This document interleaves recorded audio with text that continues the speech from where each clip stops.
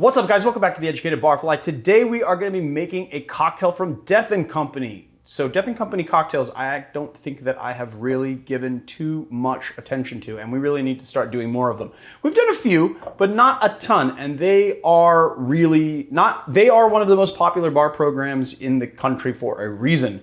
They make really fantastic cocktails, and they were really did a very good job of taking the bartenders that were working at their first location in New York City and really helping them to become some of the best bartenders in the industry. This cocktail is called Get Lucky. It is by a bartender named Scott Teague.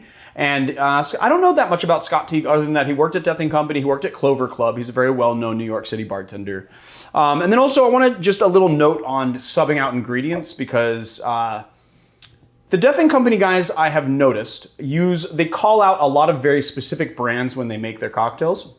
So for instance, they'll say Rittenhouse Rye, or they say like Flor de Caña 4-year. Now, sometimes I believe, and I don't know this for a fact, this is just me spitballing here, but sometimes I believe they do that because they have an agreement with the brand. Either the brand gave them free stuff, or they have some agreement with the brand where they're gonna publish that particular drink or make that particular drink with that spirit.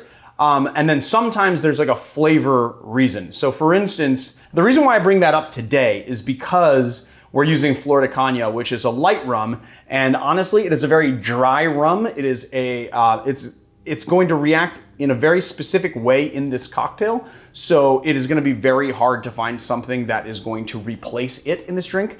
But I would say, like, for instance, if a cocktail recipe calls for Rittenhouse Rye, which is 100 proof bonded rye, it's going to be, you can't just sub it out for, let's say, Old Overholt 80 proof. You can't. It's just not going to be the same thing. It's higher proof, it's hotter, it's a bigger flavor profile. So just keep that in mind when you're making this drink. Let's get into it. So first thing we're going to do actually is we're actually start with the glass, and we're just going to take 3 blackberries. Put them in the bottom. I'm going to take the small end because this is like this is not going to fit the big end. It's a kind of a tapered glass, and we're just going to muddle lightly the blackberries into the bottom of the glass. Then what we're going to do is add the glass. We're going to fill the glass. I said add the glass, but what I really meant to say is fill the glass with pebble ice to show, and then we're going to set it aside and make the drink. So first thing we're going to do is 3/4 of an ounce of lemon juice. And we're going to do 1/4 of an ounce of acacia honey. So acacia honey, or it's also called locust honey, comes from the acacia tree, I guess, is what I heard. I guess bees that pollinate the acacia tree. 1/4 of an ounce of orgeat almond syrup, and then 1/4 of an ounce of ginger syrup. There is inevitably going to be someone that asks me how to make a ginger syrup. We do make our own house-made ginger syrup. Click the info link above and you will have a video on how to make our ginger syrup. And we do a very easy process of making ginger syrup. It can be done in a real pain in the butt way, or it can be done in a very, very easy way. And in our video is about making it the easiest possible way. All right, then we're gonna do 2 ounces of Flor de Caña, 4-year extra dry rum. And then we're just gonna add just like a little tiny bit of pebble, and we're gonna shake it. Now, someone actually just recently commented about why I like to do this whip shake technique. And basically the whip shake technique is, it's kind of important because what you're doing is you're just adding a little bit of dilution and you're getting the chill going. But since it's going to be sitting on crushed ice, which is something that melts pretty quickly, you don't want to over dilute it. You don't want to dilute it all the way down right off the bat. You just want to get that chill going. And then basically what you can do is you can just you can dump it. I actually, I just spilled everywhere. I shook until all of the pebbles are gone. But if you don't, you might want to actually put a strainer on here. But then we're just going to pour the drink over.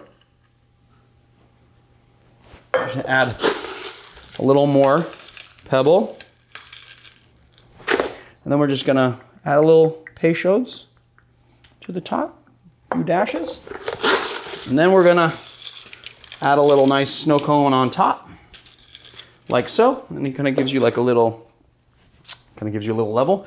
I said it kind of gives you a little level, which doesn't really make a lot of sense. It just gives you like a little, kind of gives you atmospheres. You've got your blackberry here, you know, kind of creeping up into the cocktail, and then you've got your Peychaud, it's kind of coloring it nicely, and you have just a nicely presented drink. All right, it's time for the tasting, and guess what? I have something that I talked about in one of the other videos. Whenever I do cocktails that have these like muddled ingredients in the bottom, it's really nice to have a jumbo straw. So I got these jumbo straws from Surfside Sips, and I think we actually do have a discount code. So if you go to Surfside Sips, you can do barfly20 at checkout and you'll get 20% off your purchase. I really like this. I gotta say that when I was initially using these, I just started using them because I really liked them.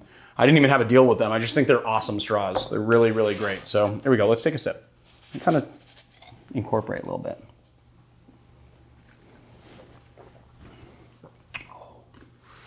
Oh man, that's... You know, I kind of had my doubts that like the Orgeat and the acacia honey would come through because the ginger is such a powerful flavor and it was like equal parts of a 1/4 ounce. But I gotta say that the ginger is not super dominant, and when you stick your straw all the way at the bottom of the glass there, you have a nice, you get that nice kind of blackberry kick right up in here too. As this melts, it will incorporate, but it's really nice and dry. The rum is like really nice and dry. You have that like kind of blackberry flavor. You've got that, it's a very well-rounded, if dry cocktail, which is very well-rounded. You've got that nice ginger, but it's not overly dominant. You know, the Orgeat kind of gives it like a nice, it kind of gives it like a nice like texture. Oh, it's crushable. I could drink a lot of those. This is one of those drinks where you're like, oh, I love that drink, and then you drink a bunch and then you're hammered because it is not a low alcohol drink, although it's just the alcohol is, it's just that it's like the spirits and the flavors are so well balanced that it just tastes like, I don't know, it just tastes like something that you could just do, that you could just drink forever. So don't do that. Drink responsibly, everybody. There you have it. We're gonna now garnish it since, garnish it? I'm gonna garnish it now since I took my sips and everything. But just like a nice, simple. Marius likes it when I situate them to camera right, which would be my left. He says then he doesn't like them here. He likes them here. Don't know why. Because of the end screen. You know, the text on the left, and you should have the garnish on the right. So you think that if this was right here, it would just be too distracting on the right? It's too like left-centered. You gotta look at that. This is why Marius has a job, because he thinks of these little details that I don't think about these details. I think about the detail of like creating the drink. I don't really think about the placement because of the text. All right, guys, there you have it. The Get Lucky. Go and get lucky. See you guys next time. Oh, before that, go hit like and subscribe and hit the bell icon if you want notifications. Check us out on Patreon. September 1st. Patreon has changed. We've got new tiers. We've got exclusive videos that only hit Patreon that will never come to YouTube. Well, maybe never say never, but I'm not planning on them coming to YouTube. So you guys should check it out. Check out our Patreon, patreon.com/theeducatedbarfly. The other thing is that, guys, I have been talking to Alfred, who makes these aprons, and he's been saying that a lot of people have been buying the aprons, but nobody's been using the Barfly discount code for some odd reason. So if you guys buy an apron, get 20%. Barfly SLG20, right? Is that what it is?